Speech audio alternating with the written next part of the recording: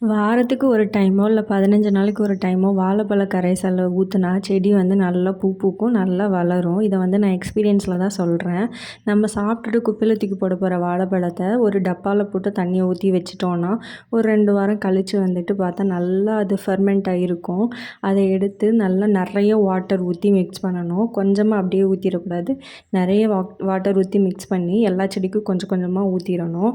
இப்படி ஊத்துறனால செடிக்கு வந்து தேவையான அளவுக்கு பொட்டாசியம் எல்லாமே கிடச்சி பூவெலாம் நல்லா வைக்கும். அதே மாதிரி காயும் நல்லா பிடிக்கும்.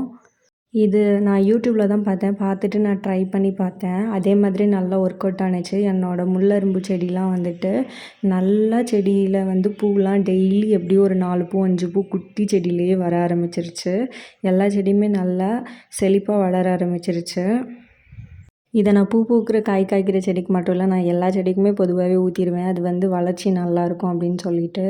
இதுவே பாருங்கள், இது ஊற்றுனதுக்கப்புறம் ஒரு 2 வாரம் கழிச்சு இதில் நிறைய அரும்பு வந்து வர ஆரம்பிச்சிச்சு. இது புதுசாக வாங்கின ஒரு ஃபேண்டா கலர் ரோஸ் செடி எவ்வளோ அழகாக இருக்குது பாருங்கள். இந்த ஃபேண்டா கலரு பார்க்கவே ரொம்ப அட்ராக்டிவாக இருந்துச்சு. பறித்து வைக்கவே மனசு வரல. அதை ஒரு 2 வாரம் அப்படியே செடியிலே விட்டுட்டேன். அதுக்கப்புறம் தான் பறித்தேன். 2 வாரம் அந்த செடியிலே பூ தாங்குச்சு.